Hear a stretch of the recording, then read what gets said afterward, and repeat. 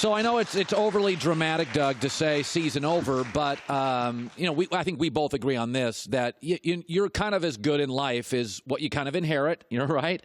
If you're a trust fund kid, you can make a lot more mistakes than the average kid that grows up. I look at the Jets and I think dysfunction, second head coach, Darnold's out, schedule's brutal, they've got holes they didn't address.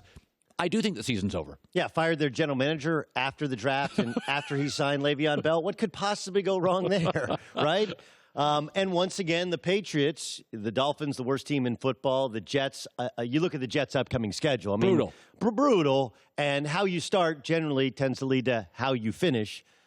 This thing seems to be wrapped up. It's one of those things that has allowed LeBron James to go to all those 7 finals or 8 finals in a row. That's an interesting point. Well, I mean, because, look, let's not take away from New England. Let's not take away from LeBron. But if we paint the right context to it, it wouldn't have happened for the Patriots in any other division. It wouldn't have happened for LeBron if he was in the West. See, I agree with this. And I've said this. I love Brady. But getting a bye in a home game for all those years, instead of having to go to Denver, where, by the way, he's got a losing playoff record, there's no question that the dysfunction of the AFC East has taken what would be a dynasty and put more icing on the Brady dynasty. I mean, there's no question about it. I mean, even before this, you had Buffalo with a second-year quarterback, the Jets with a second-year quarterback. You get the most experienced quarterback in the league going against, guys who are fresh out the NFL womb. So, this is.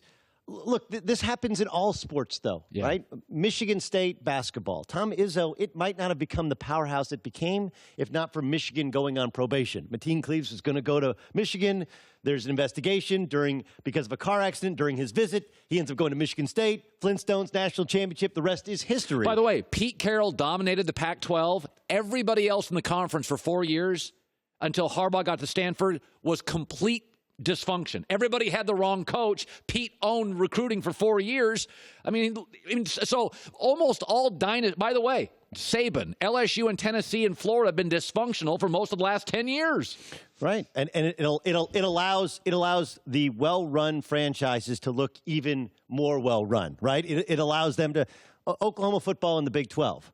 Right, Oklahoma football in the Big 12 has been great, but they've benefited from the fact that Texas has been dysfunctional. Yes. Right? So if your main competition is Oklahoma State or Iowa State or, TCU, Oklahoma is going to win 90% of those battles because personnel-wise, they always have better personnel. So Darnold's out, mono, C.J. Mosley may not play, Leonard Williams hurt. They don't have a kicker because they released him even though he was great last year. They didn't address their needs in the draft, so the Jets are a mess. They're unraveling. Doug and I agree it's over. Let's talk about Mitch Trubisky. You may have some insight on this. Yes. I'm not a Mitch Trubisky fan. I see an incredibly low ceiling. At least Lamar last year would give me the occasional throw where you're like, oh, he can whip it. I just don't see it with Trubisky. Why do you think they moved? They had a press conference yesterday. They don't want to let him talk. Well, I think this is an organizational thing. Even you played the Ben Roethlisberger thing. Ben Roethlisberger used to give us some meat, and he has been completely declawed. He has, they took all the claws. I just want to talk about the quarterback position. We all got to get better. Let's not freak out. That's not Ben Roethlisberger, is it? Right? So this has become a trend in that we get the dull, with the exception of Aaron Rodgers, who might say something, and Trubisky didn't play well. But what you have to remember, I heard you last week talk about the mistake that Chicago made, and it does appear to be an obvious one in passing on Pat Mahomes and passing on Deshaun Watson and trading up to draft him. Context is everything. Okay? Context is everything.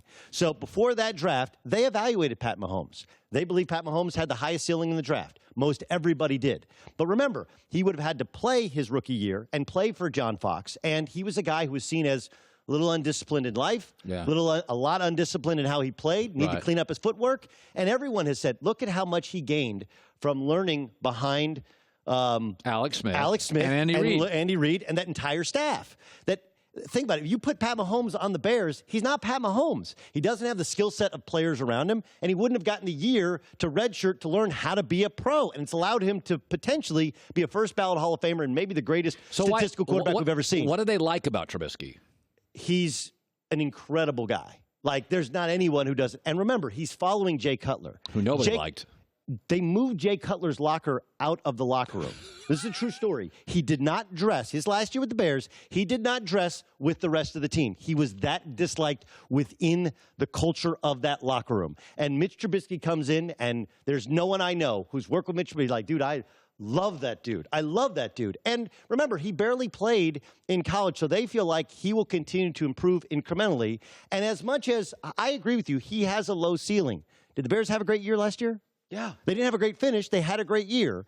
And considering that's his first year as a full-time starter in the NFL, they still think there's a lot there. He is a great athlete. He is really well-liked. Yes. He's not crazy accurate, but his ceiling is higher than I think you give him credit. But I also think the Bears knew what they were doing, and their evaluation was long-term they think Trubisky will be better than Deshaun Watson. We'll see. You know, over the I was thinking about this driving home yesterday. Over the last 5 or 6 years, Tim Tebow won 7 straight games, won a playoff game, but pre-Kaepernick, Tebow was good enough to play in the league. But what I was hearing around the league is you do not want a celebrity backup quarterback. They become a distraction. The Kaepernick stuff we saw is very political, but the GMs I talked to said he would be a celebrity backup. Johnny Manziel can't get a job. He's good enough to play. He's a celebrity backup. This league, this is not the NBA. They don't like distractions. So I'm not saying the OBJ watch thing is everything, but I have watched this league, Doug, my entire life. Baseball can deal with distractions. I mean, they have goofy road trips. They all dress in, suits. And baseball's a zillion games. NBA is star-driven. The watch thing seems small, right? Yes. But in a weird way, it's what drives coaches crazy in this league that Freddie Kitchens has to answer questions about a watch. Correct. But this is a symptom of the bigger problem in Cleveland. Like, is it the major problem? No. Okay? But he comes to a new team and he doesn't go to OTAs. Is that a major problem? No. But you're trying to ingratiate yourself. You're trying to buy into the culture. You have some of the Baker comments and Baker's constant trolling of people like you on social media or, the Duke Johnson stuff. Is it a major problem? No, but again, it's a symptom. They have the fights against the Colts. When they had the scrimmages against the Colts, they had to cancel them because there were so many fights. Is that a major problem? No, it does. It does happen. Then they have 18 penalties. 18 freaking penalties at home. In your first year, you want to be a Super Bowl team? You have 18 penalties? And what does Freddie Kitchens say? We lost our discipline. No, you didn't lose it. You never had it. That is their problem. Okay? The problem is the discipline, and this is just a little sign of it. Does it change the world that you're wearing a watch? No, but one's the reason no one else has done it. And two, you have to step back and just go like, all right, let's just make it about, he keeps saying it's about winning and winning football games. It's not what you're saying, it's what you're doing. Show up to the OTAs, take the watch off, forget about anything else, and just lock in. Look, they target him a ton, but he wasn't able to break free. Everybody's bracketing him with coverage. So I just don't think he understands how he's perceived, and he continues to make what the Browns are making, same mistakes and lack of discipline over and over again. I also think there's a lot to be said. Many people who think AB will work in New England say this, and I don't think they're wrong. They say, well, AB knows he can't get away with it with Belichick. He'll fall in line. There is something to be said, is your children do as much as they think they can get away with, right?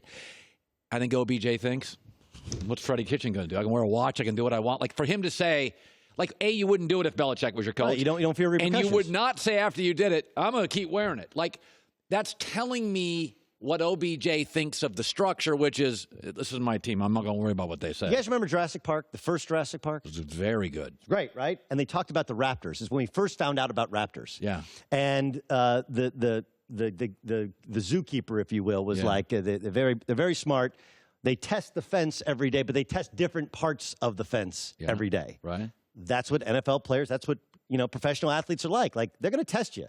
They're going to see exactly who you are every day. And whether it's a penalty here, whether it's a tweet there, or Instagram, or a watch, one of these things, and how you react is how they perceive you.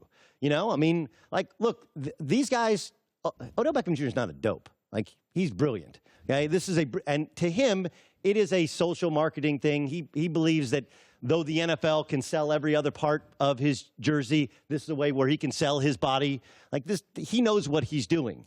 But the idea that the Browns have had really no reaction to it tells you that they are not keeping It's the old inmates running the asylum. They're running amok. You have 18 penalties in a first game. It's incredible, and no one gets. You walk in and guys should be getting cut. They should be sent on the Greyhound back home. That's the way it should work.